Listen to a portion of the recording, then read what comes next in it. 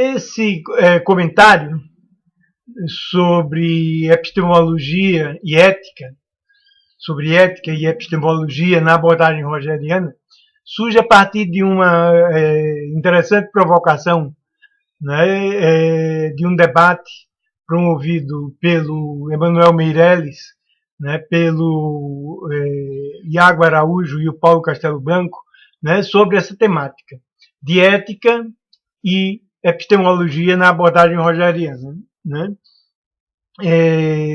Aliás, uma iniciativa muito boa, né? Quer dizer, não só de criar esse debate sobre essa temática em específico, né, nesse meio, né, na internet, né, como o nível da tematização, né, o nível da tematização e da problematização, né, durante o debate, eu acredito que, né, cria um patamar novo na discussão em torno da abordagem rogeriana, né? Quer dizer, muito bom, né? E os promotores do debate e os debatedores estão de parabéns com relação ao nível da discussão e a iniciativa, né? Quer dizer, então, a partir da iniciativa deles e da proposta deles, da provocação deles, da provocação do debate, né, é que a gente toma a iniciativa de comentar alguns aspectos, né? Eu entendo, né, que em termos de abordagem rogeriana, nós estamos desafiados a produzir uma metateoria da abordagem rogeriana, né?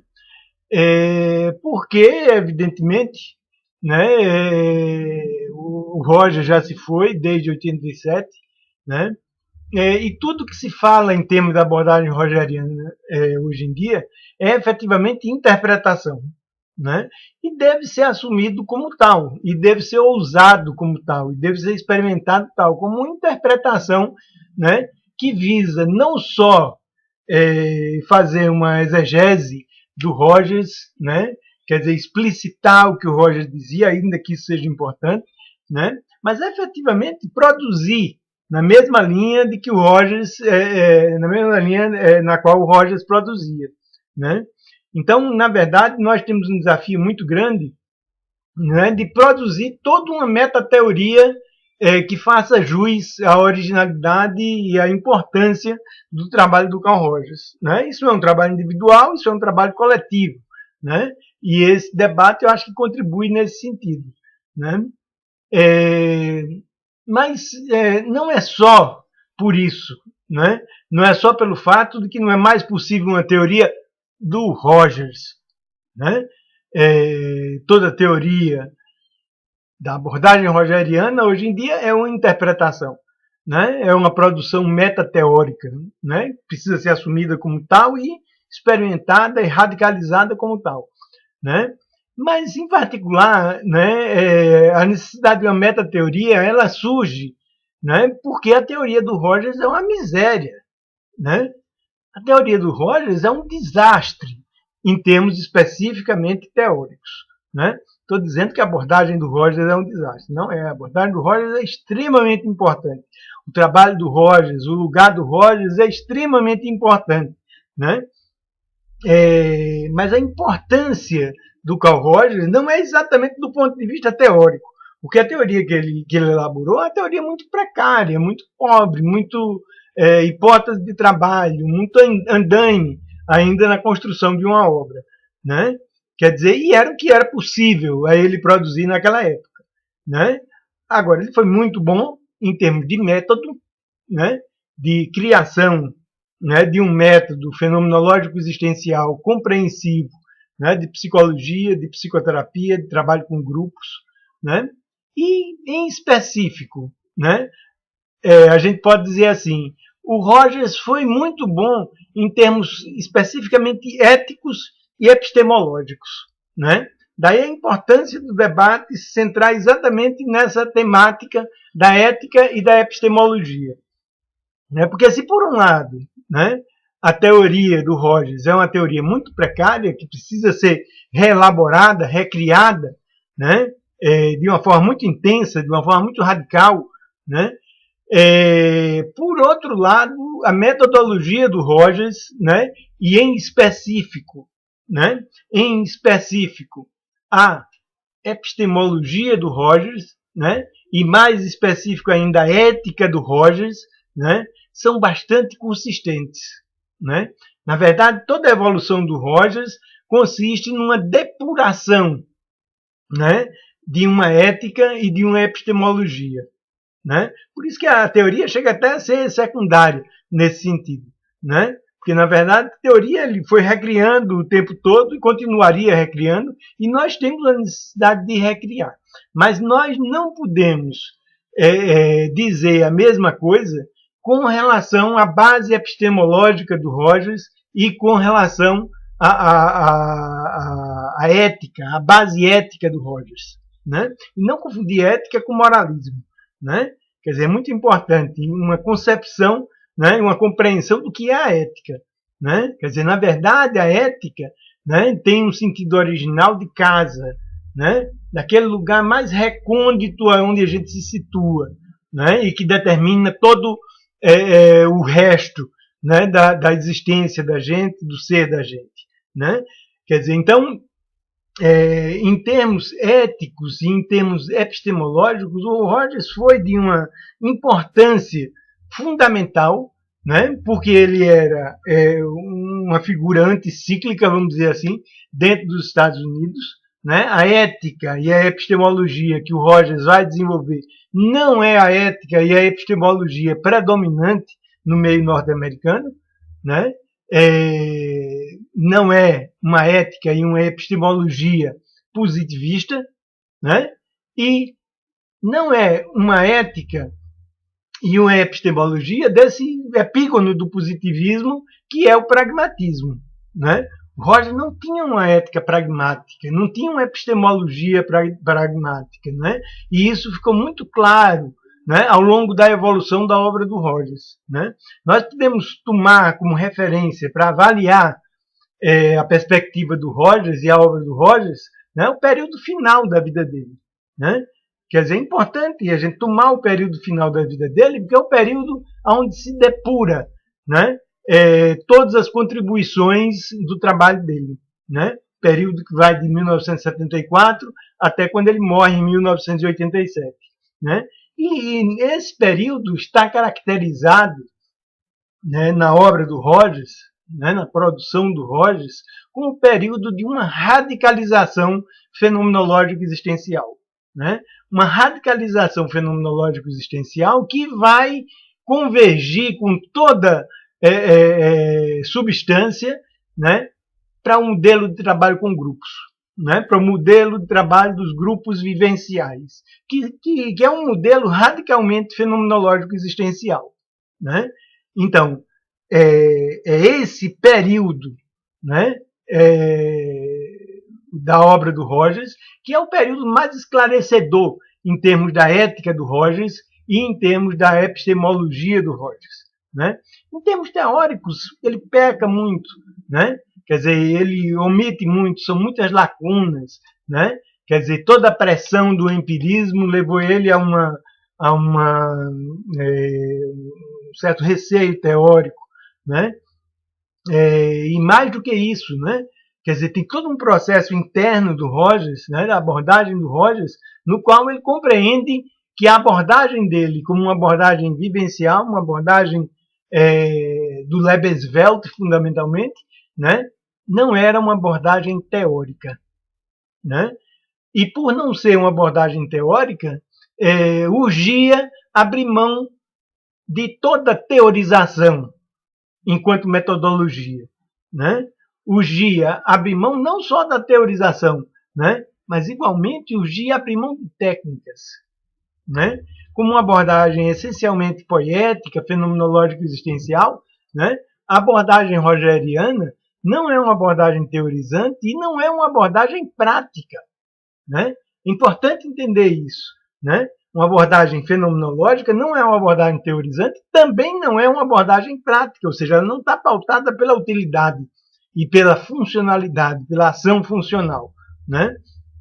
Quer dizer, o Rogers chegava a entender, naquele ambiente, né, efervescente da cultura norte-americana, dos anos 50, dos anos 60, 70, né, desde os 40, né? Ele entendia muito bem que uma abordagem vivencial, uma abordagem fenomenológica, ela não era uma abordagem teorizante e não era uma abordagem prática, né? E daí a necessidade de abrir mão, né? Não só das técnicas, não só da ideia de uma utilidade prática, né? Mas abrir mão da teoria enquanto elemento metodológico, pelo menos enquanto suporte, né, da metodologia, né? E o Rogers vai abrindo mão, né, desses elementos não fenomenológicos, né, no desenvolvimento da abordagem dele, né? E fica muito claro, né, para quem observa o desenvolvimento da obra do Rogers, que em nenhum momento ele abre mão da ideia de compreensão, né? Em nenhum momento o Rogers abre mão da ideia de ação, né? Ou seja, em nenhum momento o Rogers abre mão da ideia de tendência atualizante, né? De ação como tendência para a ação, né? E de compreensão, né? E esses são elementos centrais, né? Que permanecem ao longo de toda a concepção da obra do Rogers e permanece hoje em dia, e é importante que se entenda, vai permanecer como elementos fundamentais de qualquer abordagem fenomenológica existencial, né? A compreensão e a ação, a tendência atualizante, né, são elementos conceituais éticos e epistemológicos, não só da abordagem rogeriana, mas de qualquer abordagem fenomenológica existencial, né? E, né, o interessante disso, né, é que ética e epistemologia, em particular, nesse caso, né, numa ética e numa epistemologia da ação, da tendência atualizante, né, uma ética e uma epistemologia eminentemente fenomenológico-existenciais, né, a ética e a epistemologia se implicam mutuamente, né? Como não poderia deixar de ser, não existe domínios isolados da ética e da epistemologia, né? A própria ética é epistemológica, né? E a própria epistemologia é ética, né? Por quê? A ética da ação, a ética da compreensão, né? É uma ética eminentemente epistemológica, ou seja, a vivência da ação, né, que se dá, da atualização, né, que se dá no modo fenomenológico de nós sermos, né, é eminentemente epistemológica, né?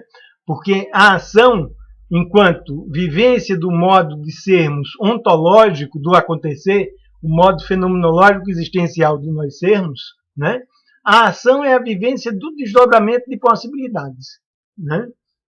E ao se desdobrarem intrinsecamente, as possibilidades se constituem como sentido, se constituem como logos. É isso que é o ontologos, é isso que é o fenomenologos, é isso que é o dialogos, né? O desdobramento da ação, o desdobramento de possibilidades que constitui a ação, né? E que, ao se desdobrar, né, constitui a consciência pré-reflexiva, a consciência fenomenológica, o logos, a compreensão, né?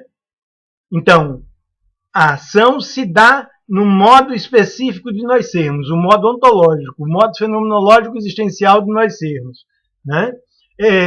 E o próprio desdobramento da ação é um conhecer, é um conhecimento, né? É o processo efetivo do conhecer, na medida em que o desdobramento da ação se constitui como compreensão.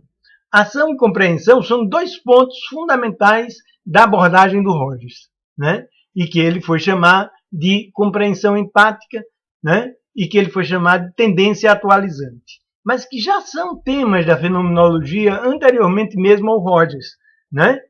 Então, essa implicação mútua, né, de ação e compreensão, essa implicação mútua, né, de ética e de epistemologia, né, a ética fenomenológica, a epistemologia fenomenológica, né, fazem parte de um mesmo todo, que é a vivência fenomenológica da ação, que se constitui como implicação e como compreensão, né, é uma característica fundamental de uma postura ética fenomenológico-existencial, né, da concepção do modo de sermos do qual se dá a ação e no qual se dá a compreensão.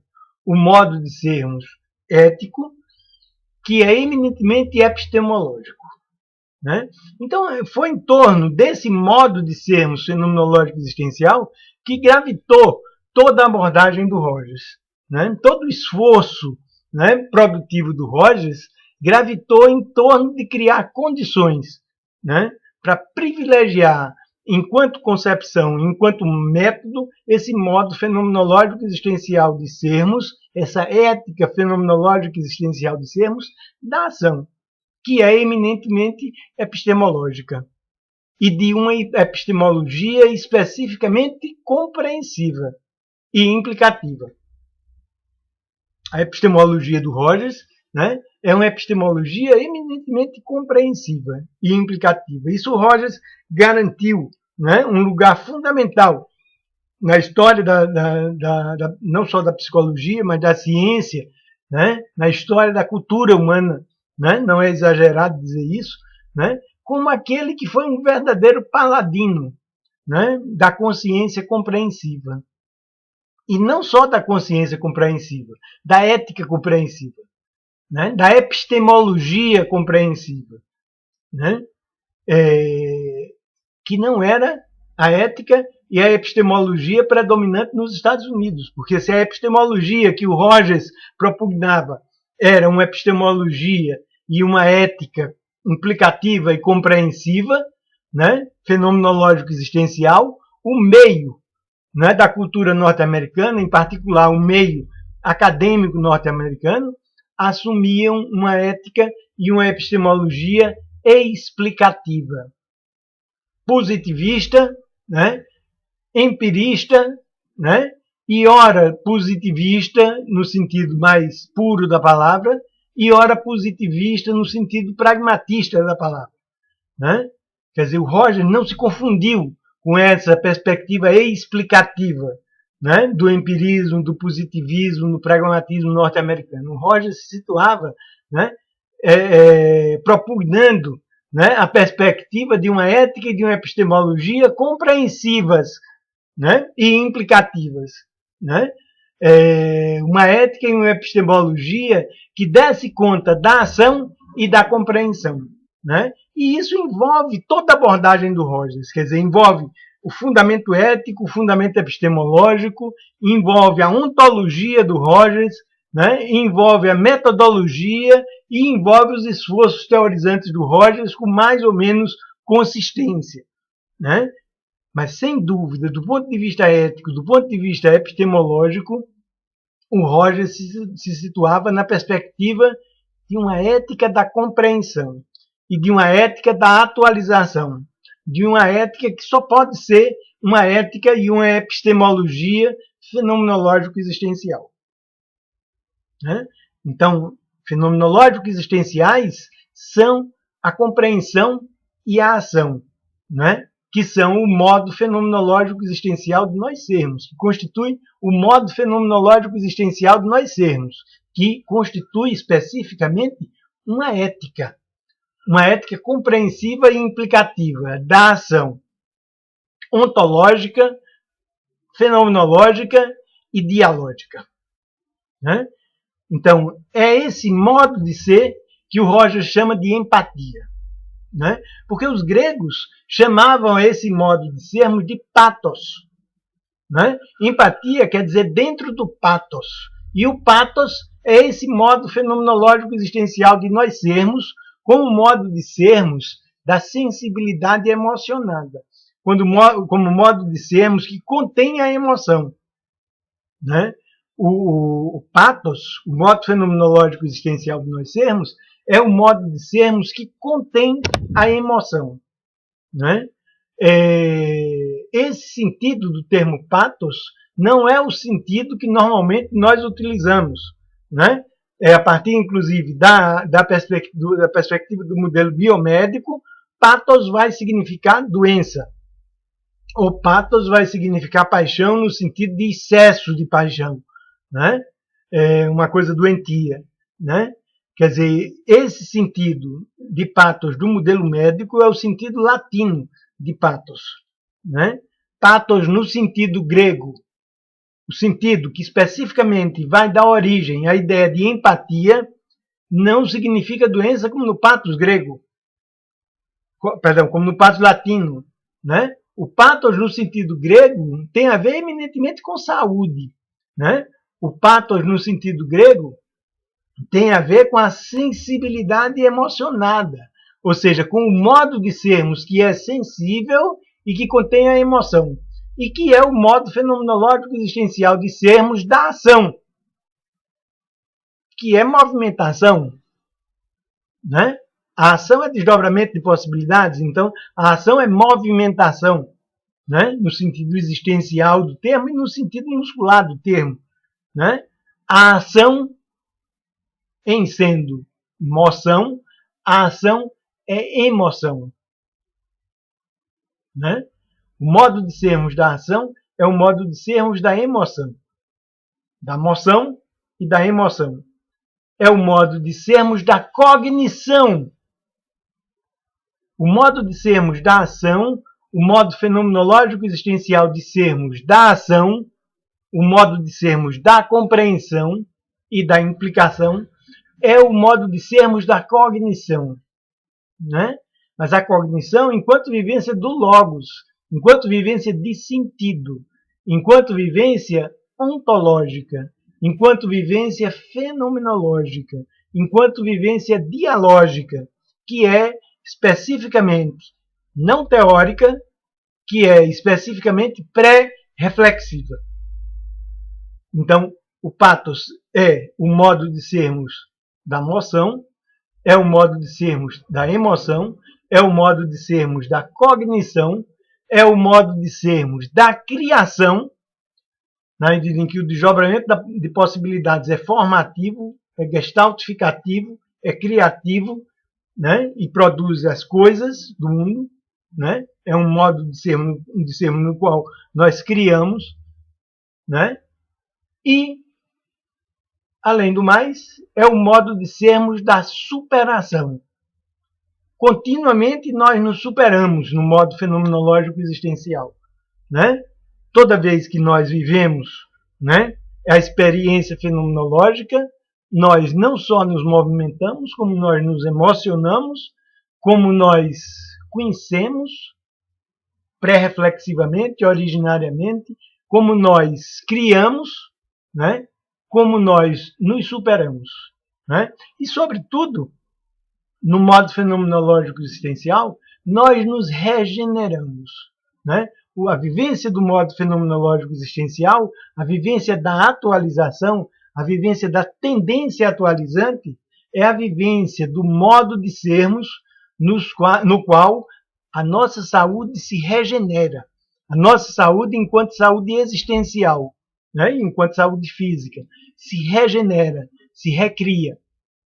Porque é o modo de sermos no qual nós vivenciamos aquilo que Nietzsche chamava de eterno retorno da vida, né? A vida, a existência é animada por um eterno retorno do possível. O possível como possibilidade, como força, né? Então, o modo fenomenológico existencial de sermos é o modo de sermos do eterno retorno das forças e que, por isso, é o modo de promoção, de produção de uma superabundância de forças de vida. Superabundância de forças de vida essa, que é a saúde no sentido existencial do termo, né? Então, Rogers tinha muito claro, né? Muito claro, a importância da ação e a importância da compreensão, né?